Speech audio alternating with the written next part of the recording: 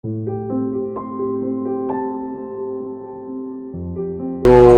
बाकी जितने भी नौइयत के तालीमी इदारे हैं वो खुलेंगे। क्योंकि ये 2 माह बाद है उनका खुलना, तो इसलिए हम अगस्त के पहले हफ्ते में और फिर अगस्त के तीसरे हफ्ते में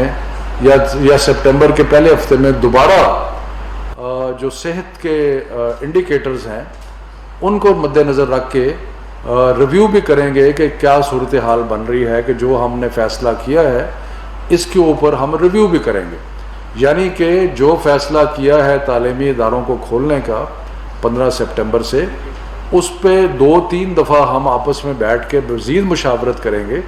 और देखेंगे कि जिस तरह वक्त गुज़र रहा है उसमें जो सेहत के निशानियां हैं, इंडिकेटर्स हैं, उनका क्या हाल है, और उससे और यकीनन अगर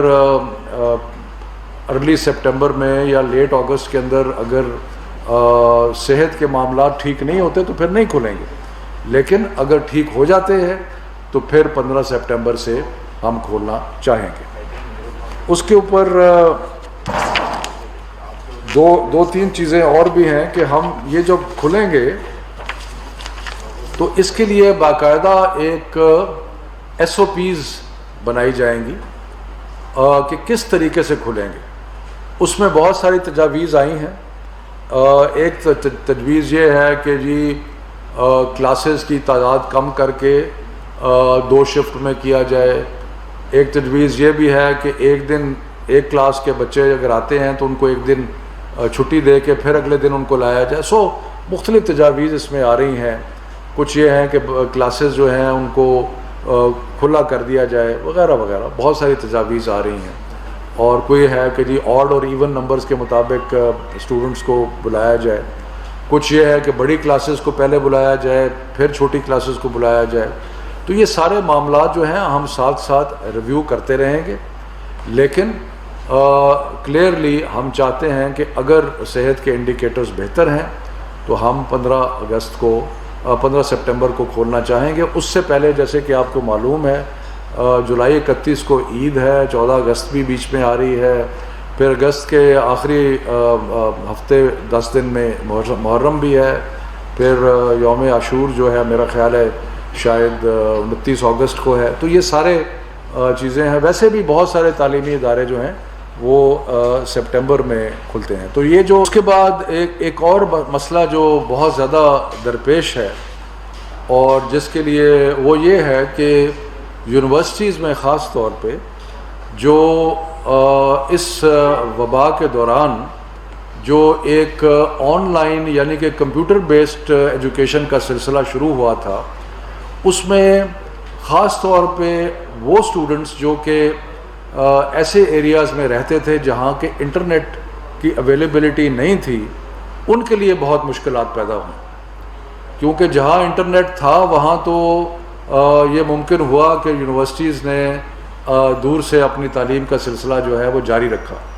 लेकिन जहाँ पे इंटरनेट फैसिलिटी नहीं थी वहाँ पे स्टूडेंट्स को बहुत दुश्वारी आई, या इंटरनेट फैसिलिटी जो थी वो स्टेबल नहीं थी, यानी कि वहाँ पे वो ऊंचा नीचा होता रहता था। तो वहाँ पे तो वो तलबा जो हैं उनको बहुत ज़्यादा दुश्वारी और उनको बहुत नुकसान हुआ। नुकसान तो सबका हुआ है, क्योंकि पिछले मार्च से ये जो सारे बंद हैं, तो जब बच्चे स्कूल नहीं जाएंगे, हालांकि आपको पता है हमने टेली स्कूल शुरू किया है, अभी अनकरीब हम एक वेब पोर्टल करने लगे हैं। ये सब कुछ करने के बावजूद यकीनन तालीम का नुकसान तो हुआ है, इसलिए हम कोशिश कर रहे हैं कि सितंबर में खोल दिए जाएं। लेकिन ख़ास तौर पे उनका नुकसान हुआ है जिनका कोई किसी किस्म की इंटरनेट अवेलेबिलिटी जो है उनके लिए नहीं थी। तो इसलिए हमने यूनिवर्सिटीज़ को इस चीज़ की इजाज़त दी है कि वो ईद के बाद यानी कि अगस्त के शुरू में उन इलाक़ों के तलबा को अगर वो चाहें तो अपने हॉस्टल्स में बुला सकते हैं, लेकिन हॉस्टल्स के अगर 30% से ज़्यादा ऑक्यूपेंसी हॉस्टल्स की नहीं होगी, यानी कि अगर एक हॉस्टल में 100 बच्चों की गुंजाइश है تو صرف 30 کو وہاں پہ بلایا جائے گا اور باقاعدہ SOPs بنائے جائیں گے، اور SOPs بنا کے اس پہ عمل درآمد کرا کے ان بچوں کے لیے یہ ہے جن کو انٹرنیٹ کی فیسلٹی اویلیبل نہیں ہے، جن کی تعلیم کا بہت نقصان ہو رہا ہے، اور اس کے بارے میں ہمیں بہت تحریک کی گئی یونیورسٹیز کی طرف سے، سب کی طرف سے، کہ ان بچوں کو ہاسٹلز میں آنے کی اجازت دی جائے، لیکن ابھی ہم نہیں دے رہے، لیکن عید کے بعد ہم یونیورسٹیز کو یہ اختیار دیتے ہیں کہ وہ ان بچوں کو بلا کے ہاسٹل میں 30% کی حد تک پر جو ہاسٹل ہے وہ بلا کے ان کو رکھ سکتے ہیں۔ امتحانات لینا چاہتے ہیں وہ کر رہے ہیں صرف امتحانات کی خاطر کہ 2 ویک آف جولائی سے جو بھی ادارے مختلف قسم کے امتحانات لینا چاہتے ہیں وہ امتحانات لینے کی ان کو اجازت ہوگی۔ مثلا مدارس میں امتحانات ان کے جو اپنے نظام کے تحت 10ویں اور 12ویں کے امتحان ہیں ان کا ہے، ان کی اجازت ہوگی۔ اسی طرح پروفیشنل ایسوسیشنز ہیں، چارٹرڈ اکاؤنٹنٹس ہیں، لائرز ہیں، اور ہیں ڈاکٹرز ہیں، اگر کوئی وہ امتحان لینا چاہتے ہیں ان ٹائم ٹیبل وہ اپنا خود بنا لیں، لیکن ان کو اجازت ہوگی کہ وہ یہ امتحانات جو ہیں یہ 2 سے 3 دن سے زیادہ نہیں ہیں، اس لیے کہ ہر ایک کا کسی کا 1 دن کا امتحان ہے، کسی کا 2 دن کا امتحان ہے، کسی کا 3 دن کا ہے، لیکن یہ زیادہ ڈیوریشن کے امتحانات نہیں ہیں، تو اس کے لیے اجازت ہوگی۔ یونیورسٹیز کو بھی کہا ہے کہ ایڈمیشن ٹیسٹ اپنے اس طریقے سے کریں کہ اگر امتحان 1 دن ہوتا تھا تو اس کو 2 دن پہ یا 3 دن پہ کر دیں، تاکہ جو جھمگٹا ہے اسٹوڈنٹس کا وہ نہ ہو۔ تو امتحانات کا سلسلہ جو ہے اس کی اجازت دے دی گئی ہے، اور اس میں